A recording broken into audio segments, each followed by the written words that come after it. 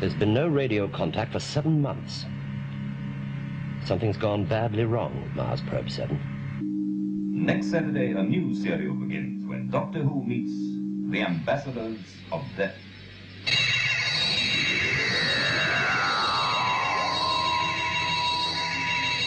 Now we've got to find out who's sending that signal.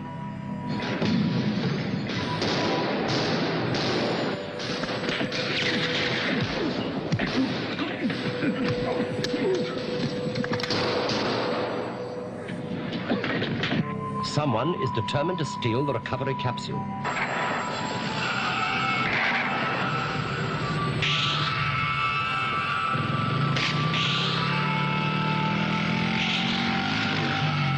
People behind this are trying to kidnap Liz Shaw.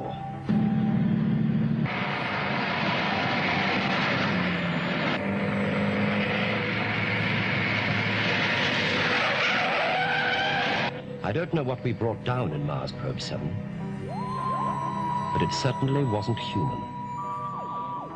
What happened to the British astronauts from Mars Probe 7? A new Doctor Who adventure starts next week. Doctor Who and the Ambassadors of Death. Hi everyone, TARDIS Guy 123 here, and today I'm going to be reviewing the Ambassadors of Death. So this is the third Doctor story from the TV series back in 1970, and actually this is now 45 years old. I am recording this and it will hopefully be uploaded on the same day that the 6th episode was aired 45 years ago. So without further ado, let's get into the story itself. Well, the disc itself, the set itself first. We'll get onto the discs in a little bit. But anyway, here you have your 3 astronauts, or the aliens, who aren't actually named in this story, but nevertheless. And there you've got John Pertwee. His eyes look a little bit crazed there. I'm not sure what happened to the image, but oh well. Then you've got the alien spaceship, I'm presuming that's supposed to be right behind there, and Mars right behind there. Not looking as red as you'd expect, but you know. And on the side here we have the Ambassadors of Death, written a bit small, but nevertheless. And you've also got BBC to entertain. A nice white banner along there. Yellow banner along there, sorry.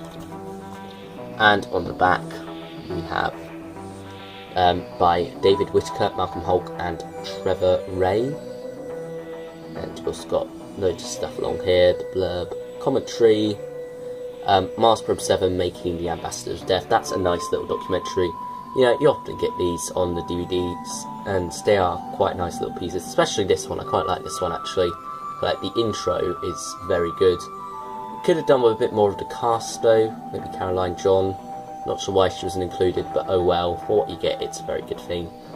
It's much more interesting listening to the script stuff on this, to be honest, but that's just me. And also the Havoc stuff, I quite like all that stuff with Havoc as well, who were the stunt team for Doctor Who at the time. There's actually another nice documentary on Inferno about Havoc with Toby Haydock and whatnot, but anyway, I'm getting sidetracked. Tomorrow's Times, the 3rd Doctor.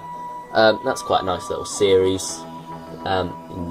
It basically takes a look at the press releases about Doctor Who at the time, and of course this one focuses on the 3rd Doctor's era, what the critics thought of his era at the time. Now then, let's have a look into the inside. We have that disc 1 and disc 2, and of course the booklet, which features standard stuff. You know, there's your little bit about the story, quite a lot actually there. And on the back we have loads and loads of chapter points. It's a 7-part story of what this one is. And in the middle we have all that special features and whatnot. So then, what did I think of the Ambassadors of Death itself? Well, I think this is an amazing story. I love the political intrigue elements of it. I love those those types of stories where it mixes the political intrigue genre and merges it with sci-fi. I think that's a great idea, and I think they go so well together. The sci-fi goes well with most things, and those political thrillers go well with most things as well, and they just go so well together. And of course, John Pertwee is on top form here. Caroline John also gets quite a lot to do as Liz in this one.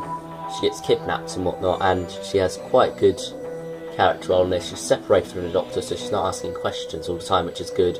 And she's being a scientist for the most part, also having a moral conscience and whatnot, and very much saying this is wrong, but the people who she's being forced to work for don't really care. Well, some of them do, but some of them don't. It's very interesting morality from a morality standpoint, and the main villain in this is very much kind of like, he thinks he's doing a good thing, as all villains do for the most part, but he very much feels he's doing the right thing here, and you very much get that sense at the end that there is, he does have a mental problem, and hope you kind of like feel sympathetic towards him. This very much creates a sympathetic villain, this story does, and it's very good for that. And also the Brigadier gets a good amount to do here too. He kind of like very much takes the action role, of course. In the first 2 episodes there is an action sequence in each of the first 2 episodes, and both of them are amazing. You've got the one in the warehouse, which is very strong, very well done.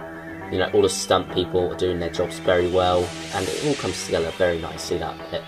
And then you've also got the scene in part 2 where the helicopter comes in and the Mars capsule gets hijacked. That's very nice. And originally it was supposed to just be literally truck drives along, there's a detour sign, truck goes across the detour, fake policeman knocks the driver out, and then yeah, that was it.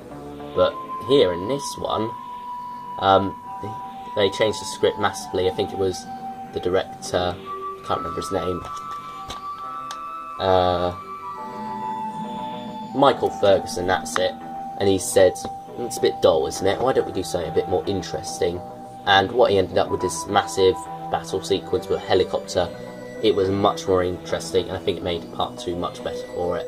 That is the highlight of part 2 for me, and it's one of the highlights of the whole story, those action sequences, but it isn't all about action sequences, this story, and it very much calms down after that, but it still has a lot of interesting stuff going on.